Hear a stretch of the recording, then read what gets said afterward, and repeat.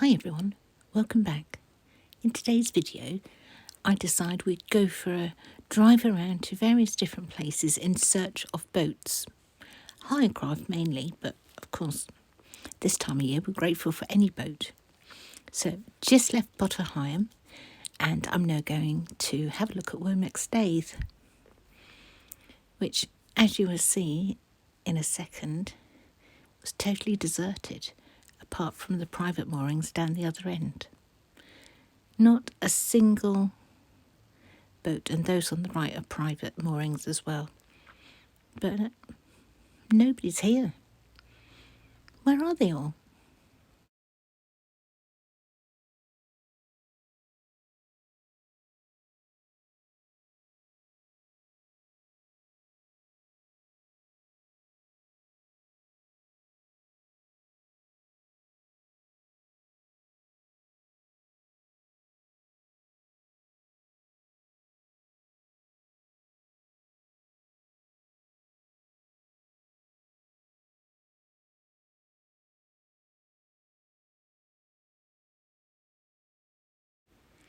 I do actually want to go into Great Yarmouth because I understand the new sections for the bridge, the Herring Bridge, are being installed today. But let's have a little detour and go down to Reedham. Not a single boat passing. So now I'm in Great Yarmouth, and this is the crane, the floating crane, and it's called Matador 3. So this is one of the sections of the bridge. So when it opens, there's one of these each side, and they'll go up to let the ships through. Or, of course, any of the big sea-going cruisers that come into the Norfolk Broads. Some of them need the bridges lifted. The Riviera is one of the gateways to the Norfolk Broads. By the time you watch this video, both of these pieces will have been put into position. And then the next thing to do is work on the mechanics of the bridge to get it lifted, and then start doing the trials of lifting it and putting it down again, to making sure it's all correct and correctly installed. I'm sure it will all go to plan and be just exactly how it should be. The river has been shut for 72 hours while they do this, so no vessels can go past, nothing whatsoever. This will be Great Yarmouth's third river crossing, and it's been given the name of Herring Bridge after the herring industry. In the mid-13th century and medieval times, herring was one of the favourite foods in England. By 1330, Great Yarmouth was the fifth wealthiest town in England due to the prosperous herring trade. The late 18th and 19th centuries were its most prosperous times. It was normal for there to be 20 million herring a day landed on the quayside. Sadly, by the early 20th century, overfishing decimated the fish stocks. The last herring drifters left Great Yarmouth during the 1970s. Moored on South Quay at Great Yarmouth is a drifter called Lydia Reaver. She is a floating museum, and you can find out everything there is to know about the herring industry and the drifters. So all this explains why this new bridge is going to be called Herring Bridge. Once it's open and the traffic is going across it, I'll come back and I will film it for you all.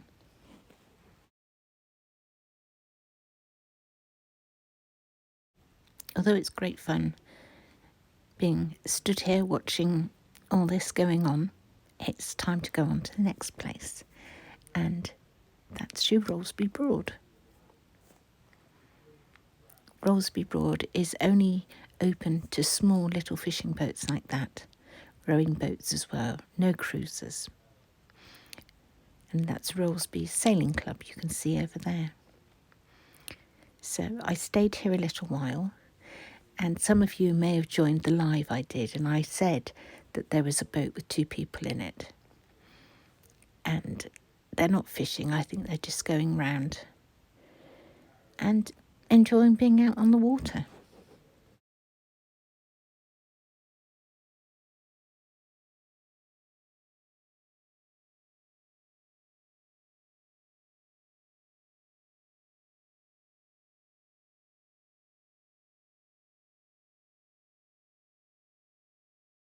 It's a different day now, and I'm now at Buckenham Marshes because the River Yare goes past here, so I thought it's a way of seeing how many cruisers there are on the Yare.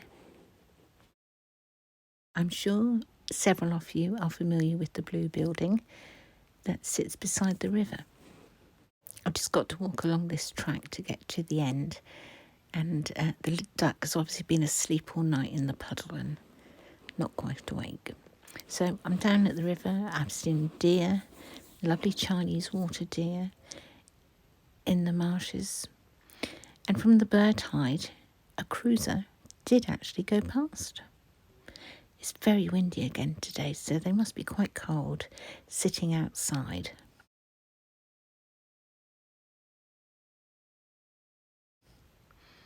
As always here at Buckingham Marshes, the trains go past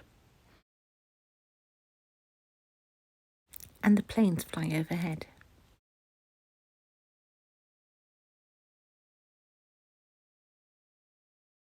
It's actually time for me to take off from here and go to my next destination, which is Thurne, looking beautiful in the sunshine. Now this heron has been stood on the riverbank, well, the side of the ditch, looking for something to eat. Now he'll tell you he caught something, but he didn't. He fell in the water. This is the only cruiser that passed, and you'll see in a little while a day boat was out as well. But everywhere, no matter where I go on the Broads, it's very quiet still. I'm sure there's lots of boats out, I just wasn't at the right place.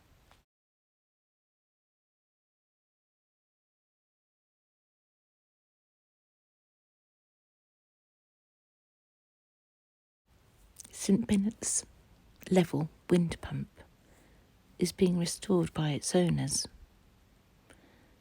And you can see now just exactly how much work is being done. It's looking very good. It was built in the late 18th century.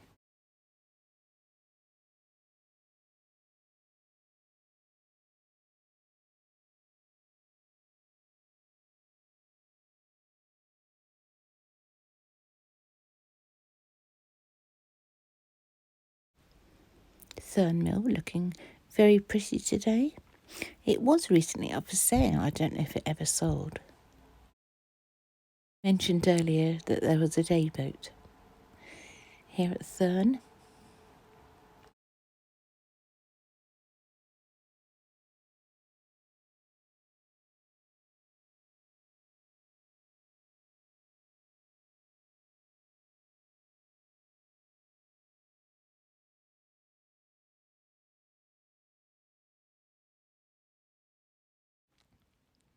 I'm sat at the end of Thurne Stays on that bench there, looking along, and this Richardson's cruiser did the most amazing job of turning round.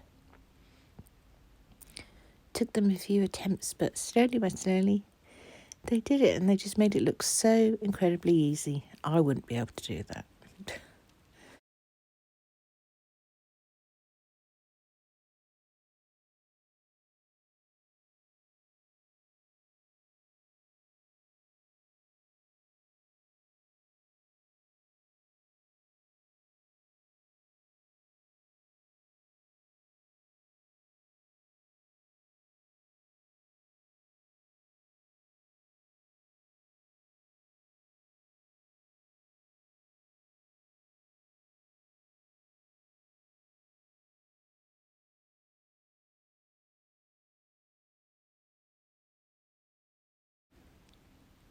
Very close together, 3 planes flew over. The first one was going into Norwich Airport, but look at this. Look how fast that's going. I'm surprised I even managed to film it, actually. And then, just when you think it's all gone quiet, there's another one. They're upsetting all the birds.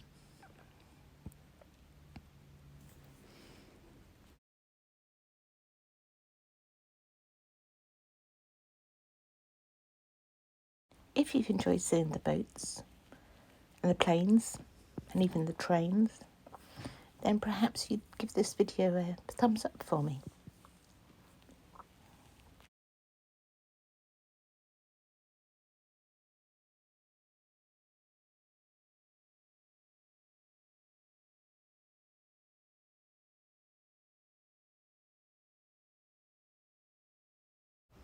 I'd just like to thank you all for watching,